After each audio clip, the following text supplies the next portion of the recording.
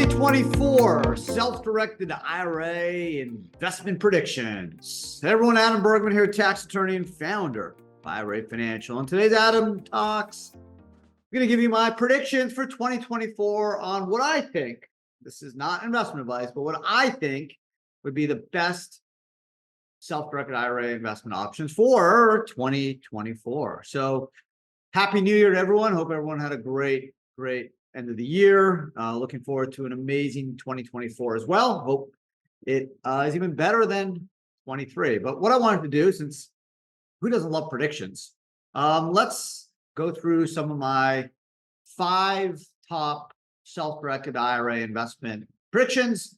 And I'll go through some other predictions as well, maybe even give you my Super Bowl pick. I'm not going to get into politics. I know we got an election coming up in 24. I'm not going there. The reason I love the self-directed retirement world is because it is bipartisan. So I don't have to get into Republicans versus Democrats and independents and pro-Trump, anti-Trump. I'll leave that to other folks. I want to focus on what I do best, and what I know better than probably anyone in the country is how to best structure and best take advantage of the U.S. retirement system. So what is my first prediction? My first prediction is Bitcoin will boom. Yeah, I think it is pretty much a slam dunk that there will be a Bitcoin ETF spot in the next couple of weeks, probably January, maybe by the time you're listening or watching this podcast, it could go live. And I do think you'll see a run up in the price of Bitcoin. I do think it will then take a step back because I still do believe there is major fallout from FTX, from the whole, Binance 2022/23, crypto fraud melee. So I think it's going to take time for mass consumers to get back into the marketplace and actually look at this asset class with, seriousness. So I do think that's years away, but I do think there'll be enough institutions and enough speculators are going to push the price of Bitcoin up pretty considerably this year. So that is my first prediction: is Bitcoin will boom. So IRA Financial does have a really great platform with Bitstamp. And the nice thing about buying Bitcoin in an IRA is you don't have to pay tax when you sell it. And it really lends itself to the whole IRA investment strategy of long-term investment strategies, because even if you think the price of Bitcoin will boom in 24, obviously the long plays over the next 5, 10, 15 years, the price of Bitcoin will 10 times or 10x it. So it's better to have it in an IRA, since IRAs are generally long-term, going to hold it for 10, 20, 30 years, maybe longer. So you might as well shelter all those gains from tax. And if you do it in a Roth IRA and buy some Bitcoin, you'll be able to do that. Now, it's unclear if you'll be able to use an IRA to buy ETF Bitcoin. I don't think so. You're still going to need to use a company like IRA Financial to buy Bitcoin ETFs, but we'll see. Number 2, venture capital value. I do think this is a very, growing and potentially undervalued area. The venture capital industry boomed, as we all know, really COVID, but it started pretty much in the late 90s with the internet boom. It took a dive during the financial crisis, and really since 2010 with cheap money, money's been pouring into venture capital firms, and valuations of startups have exploded. What's happening now over the last year is those valuations are coming down, and there are opportunities, and really good opportunities to buy into startups or very newbie type companies for metrics and for quantitative values that are far lower than they were during COVID, and far more reasonable, right? Maybe the venture capital initial checks are smaller, instead of maybe in $1 million initial round, or maybe it'd be a $500,000 value, but you have more selection, more choices, and the valuation you're paying for these startups are more reasonable and far lower than they were during COVID. So I do think it's a great time to get into venture capital investing. Obviously, it comes with risk, and it should be understood that it's a relatively long-term horizon, at least 7 to 10 years, take advantage of the venture capital marketplace. So again, it like Bitcoin, it lends itself for IRA investing because it's generally a long-term horizon investment. However, there are risks. You got to know what you're doing. And today, when people are investing versus COVID, when money was super cheap, people are looking more diligently, looking at valuations that are way more reasonable. It's no longer just paying crazy multiples on losses. They want to see a path to profitability faster than 5 years. They want to see it in the next year or 2 years.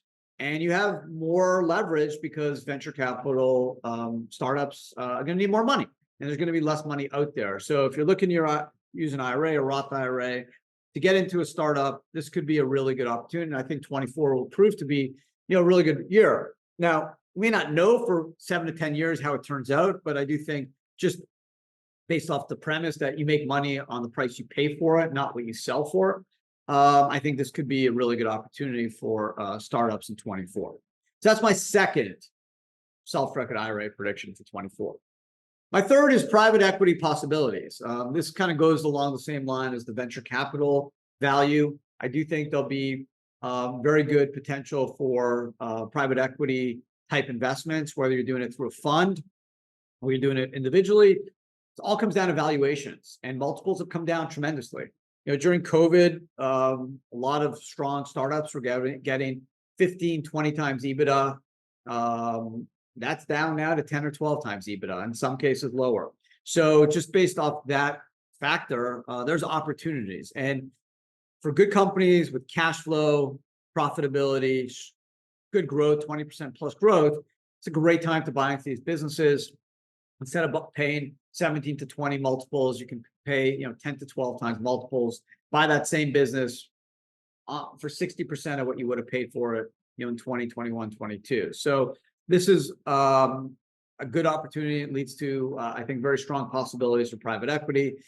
Same with investing in private equity funds, so long as that fund you're looking at hasn't allocated those funds considerably during COVID and still has a lot of dry powder waiting to be allocated. This, I believe, 24 will be a great year, not just for venture capital value, but also for private equity possibilities, based off the same factor that value, you make money on what you pay for it. Multiples are way down.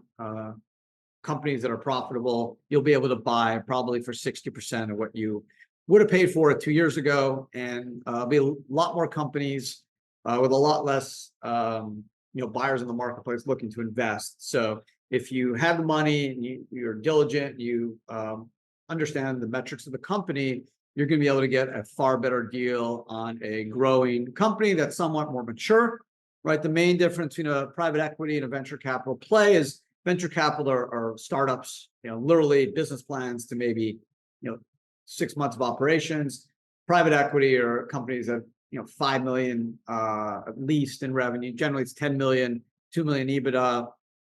Probably been around for several years, more mature, more of a profitable path, less risky. Still risk, obviously, anytime you invest in a private business, but less so than venture capital funds. My fourth prediction for 2024 for self-directed IRA investments is credit funds focus. So I do believe credit funds, which generally are hedge fund, private equity type funds that will invest in lending money to whether it's small businesses, mid-sized or large businesses, I think there'll be huge opportunity in credit funds. Number one, banks are tighter. Companies are going to need more money, less opportunities to get money, whether it's from a liquidity standpoint, from an investor standpoint, because valuations are bad, or on the public markets, which are pretty dry. So you're going to see some really good companies wanting to get some cash flow through leverage through the use of credit and debt, because the private investor marketplace, from an equity standpoint, is not as liquid as it was. So these credit funds will be able to get really strong returns. If you can get 5% on a money market fund, you can potentially get 10, 12, 14% on pretty safe corporate credit. And that's what these credit funds are taking advantage of. I'm not even talking about real estate related credit funds or talking more corporate related credit funds. And the beauty of using an IRA to invest in credit funds is it's not a very tax-friendly investment if you use personal funds because interest is ordinary income. But if you do it in an IRA, obviously you defer the tax. And if you do it in a Roth IRA, when you pull the money out, it's tax-free. So credit funds have a massive, massive tax play opportunity in an IRA, less so than stocks, which generate capital gains, which is a lower 15% or 23% tax if you were in a high income tax bracket, whereas ordinary income type interest would be ordinary income high rate of 37%, which you can zero out if you did it in an IRA or Roth. So there's a much bigger tax arbitrage by using an IRA to invest in a credit fund. So that's my fourth prediction.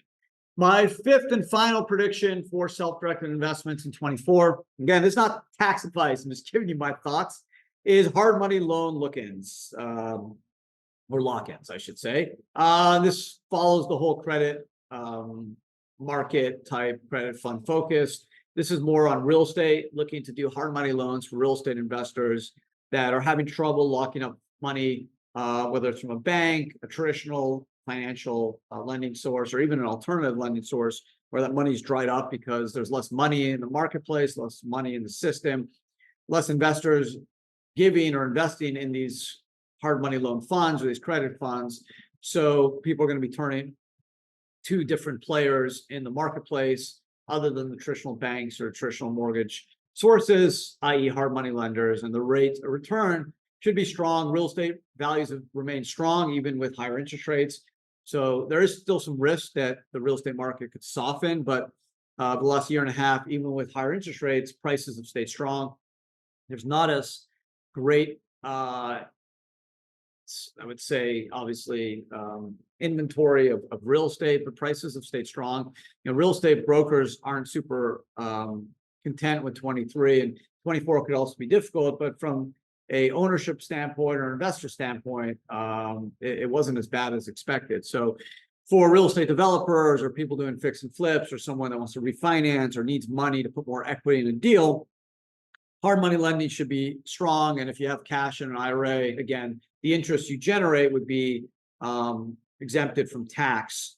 Whereas if you did with personal funds, it would be subject to ordinary income tax. So it has a really, really strong tax arbitrage. And I think it's a really, at least from a tax standpoint, a really good investment opportunity using an IRA. And I do think it's going to be a really strong investment for 24. So those are my 5 investment predictions. Just to recap, I'm going with Bitcoin will boom, number 1. Number 2, venture capital value, number 2. Number 3, private equity possibilities. Number 4, credit fund focus. And then the 5th, hard money loan lock-ins. What are some of my other predictions? Well, I do believe that interest rates will go down, but I don't think they're going to drop as much as people expect. So I do think the equity markets will do okay in 24, not as strong as 23, which again, it isn't a crazy type of prediction when markets are up almost 20%. It's hard to duplicate that year over year. But I do think a lot of that was built in where there'll be a 1.5% to 2% drop in interest rates. I don't think that's going to happen. I think it's going to be around 1%. I still think there's inflation in the marketplace. You see it in real estate. You see it in oil, consumer goods, travel. All those prices are up and they're not coming down as far as I can tell in the short term. So I know Chairman Powell, they've kind of hinted that rates are coming down. There's not going to be any increases. I agree with that. There probably will not be any rate increases in 24.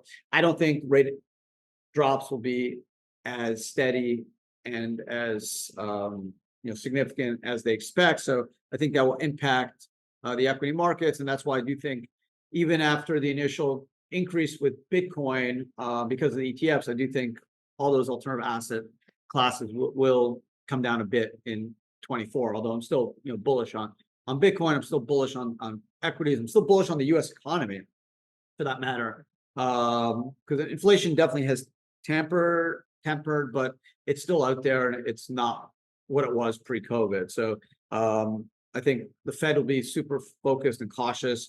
It's much harder to deal with inflation. So it's better they handle that now versus having to lower rates and then raise them again, and it creates less of have a consistent economic approach, which investors don't love. So that's kind of my economic prediction. I'm not Super Bowl, probably Ravens 49ers if you want my bet. I'm a Dolphins fan.